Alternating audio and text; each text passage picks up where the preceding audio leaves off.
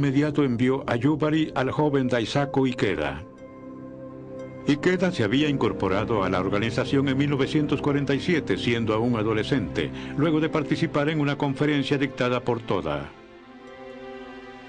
Como Yosei Toda había estado preso por oponerse a la guerra, supe que podía confiar en él. Hablaba desde una perspectiva universal, evitando los dogmas.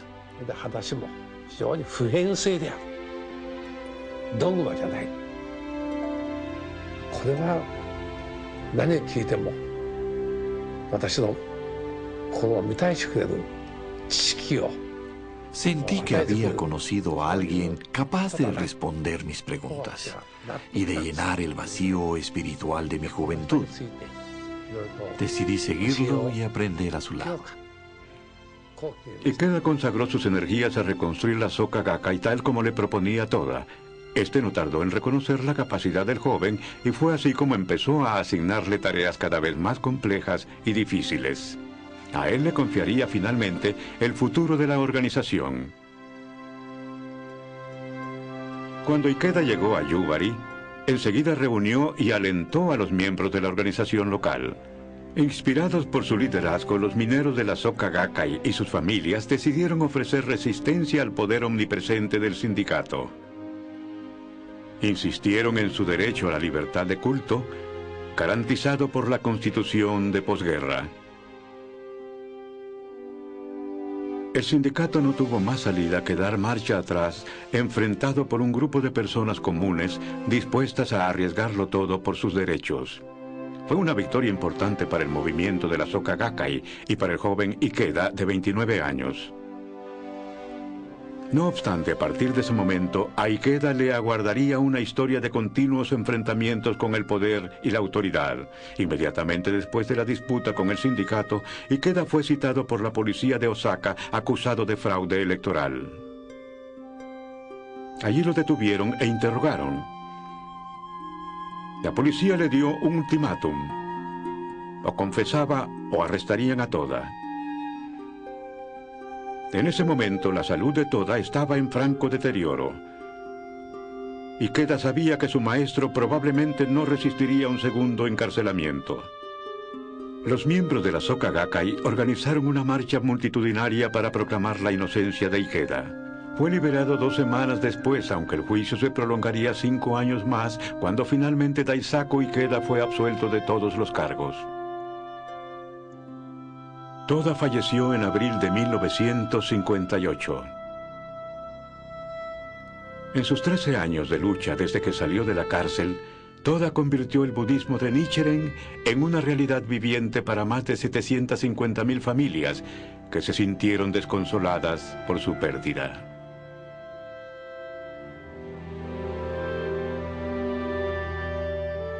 Sin el liderazgo de Toda, los medios de comunicación y los detractores de la Soka Gakkai predijeron el pronto derrumbe de la organización. Los líderes de la Soka Gakkai, ansiosos por llenar el vacío, comenzaron a pedir al joven Ikeda que asumiera la presidencia de la agrupación. Por haber trabajado tan cerca de Toda, Ikeda conocía mejor que nadie las enormes presiones y dificultades que traería el aceptar su nombramiento.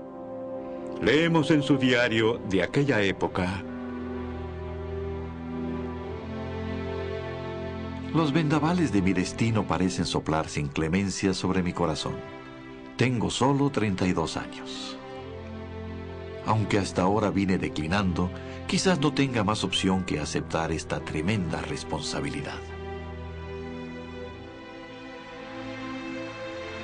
En mayo de 1960, Ikeda asumió la presidencia de la Soka Gakkai y dijo: a pesar de ser muy joven, desde hoy, como discípulo del señor Toda, acepto la presidencia para avanzar nuestro movimiento un paso adelante.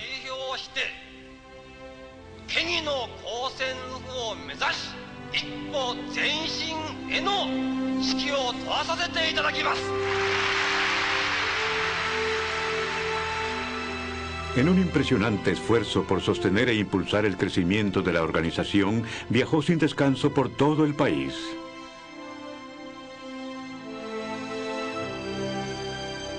Pero más que evitar su derrumbe, Ikeda insufló nueva vida al movimiento y fortaleció de energía a un número cada vez mayor de japoneses. En unos pocos años, la Soka Gakkai se había convertido en un poderoso movimiento popular e independiente de más de 3 millones de miembros.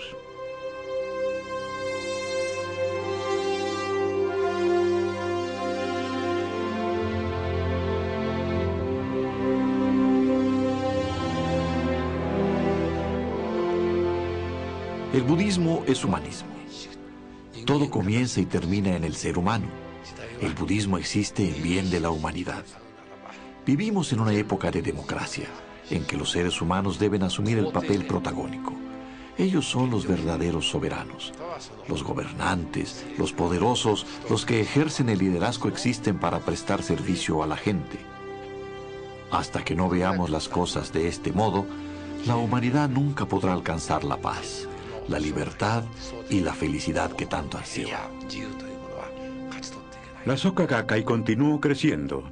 Hoy, 70 años después de su creación, se estima que casi 1 de cada 10 ciudadanos japoneses es miembro de la Soka Gakkai. En un Japón esencialmente no democrático, la gente común se inclinaba ante los poderosos. Pero al ingresar en la Soka Gakkai tomaban contacto con su propia fuerza interior y cuando se acostumbraron a expresar con orgullo su propio punto de vista, democratizó también su vínculo con los demás. En el Japón se considera no japonés a todo aquel que no reproduzca la opinión de la mayoría. Y esto de ser considerado no japonés es algo muy negativo. Si uno no quiere ser discriminado, debe plegarse a la mayoría. Con respecto a la Soka Gakkai, esta organización se basó en la idea de que el Japón podía y debía ser una sociedad mejor. En este sentido, desempeñó un papel muy interesante en cuanto a representar a la población, pero no de una manera conformista, sino proponiendo algo distinto, una especie de Japón alternativo. El mensaje de la Soka Gakkai parece haber echado raíz en japoneses de todos los sectores y estilos de vida. Osamu Kobayashi es campesino, vive en una región rural del Japón. En una sociedad cada vez más urbanizada, los pequeños productores agrícolas luchan por mantener sus fuentes de trabajo. La Soka Gakkai me brindó un nuevo enfoque de la vida, dice Kobayashi. Creo que la vida no existe sin obstáculos. La vida consiste en superar los escollos y seguir avanzando. Kobayashi también tuvo que luchar contra los prejuicios que despertó su decisión de sumarse a la Soka Gakkai. Tenía muchos amigos, pero todos me abandonaron cuando empecé a practicar el budismo junto a la Soka Gakkai.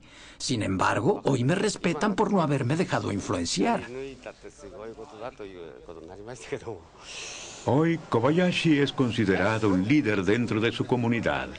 Una de sus iniciativas ha sido crear un mercado productor de venta directa, lo cual permitió mantener su fuente de trabajo a los campesinos más ancianos de la región. Hace años fui a una reunión de la Soka Gakkai donde escuché hablar al presidente Ikeda. Nos dijo, sean un faro dentro de su comunidad. Esas palabras me impresionaron profundamente y las adopté como lema personal. El Ameyoko es un bullicioso mercado situado en los suburbios de Tokio. La recesión más prolongada que ha sufrido el Japón desde la posguerra viene golpeando sin tregua a estos pequeños comerciantes. Muchos han cerrado sus puertas para sumarse a la larga fila de desempleados. Katsuhisa Shimura atiende un comercio de chocolates conocido por sus precios imbatibles. Cuando un cliente dice, ¡qué bueno! ¡Cuánta variedad de chocolates! Es algo muy gratificante para mí. Los grandes supermercados han hecho que muchos comercios como el mío tuviesen que cerrar. Así que me propuse crear un negocio que atrajera clientes al mercado. A causa de su enérgica estrategia comercial, Shimura ha aparecido muchas veces en televisión. Los comerciantes vecinos se sienten satisfechos con toda esa publicidad que ha hecho aumentar la cantidad de clientes del mercado. Si no practicara el budismo, probablemente mi único interés sería ganar dinero. Pero el budismo de Nichiren enseña que si uno enciende una lámpara para iluminar a los demás, también alumbra su propio camino.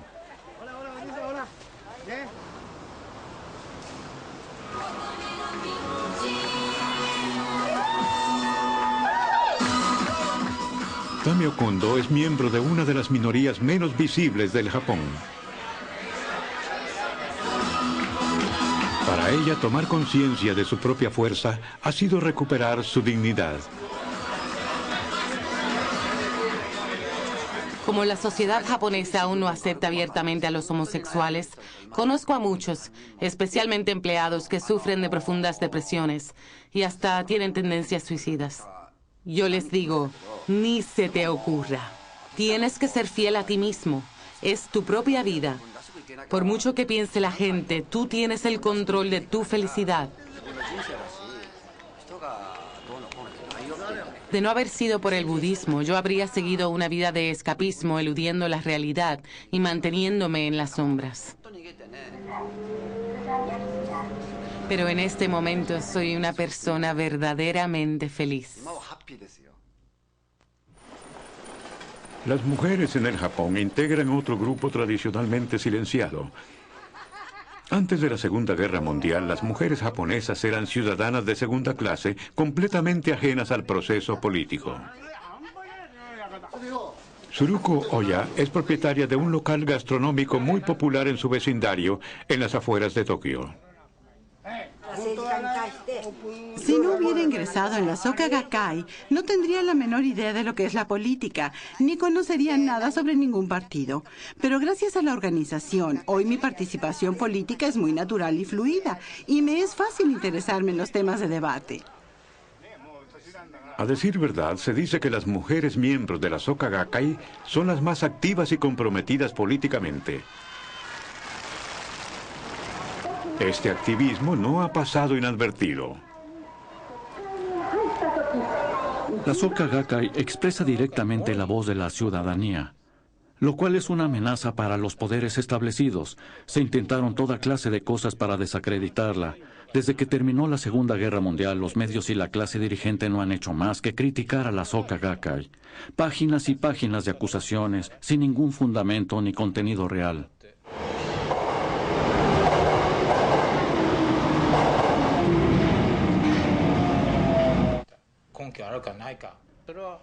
El público japonés está continuamente expuesto a los titulares que cuelgan de carteles en subtes y trenes. No es lo mismo ver estos títulos que leer artículos en publicaciones serias. Aunque uno solo les dé un vistazo y repare en el tono sensacionalista, al repetirse todos los días, la imagen va formando en la mente un prejuicio negativo hacia la organización. ¿La Soka Gakkai? No me gusta.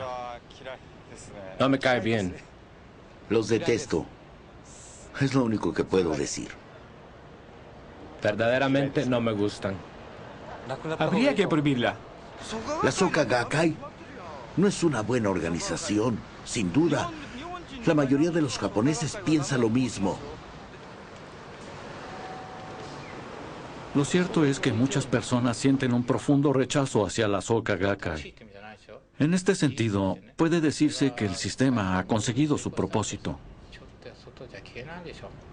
Pero toda esta campaña no ha logrado poner freno a la organización. Ikeda ha ampliado el campo de acción de la Soka Gakkai, que hoy abarca la educación, el pacifismo activo y el intercambio cultural. También ha fundado numerosas instituciones sociales para llevar a cabo sus objetivos. La Universidad Soka, que implementa la educación creadora de valores, fue concebida para plasmar la pasión de Makiguchi y de Toda por la reforma educacional. La Asociación Musical Minon se fundó para promover el entendimiento por medio del intercambio cultural.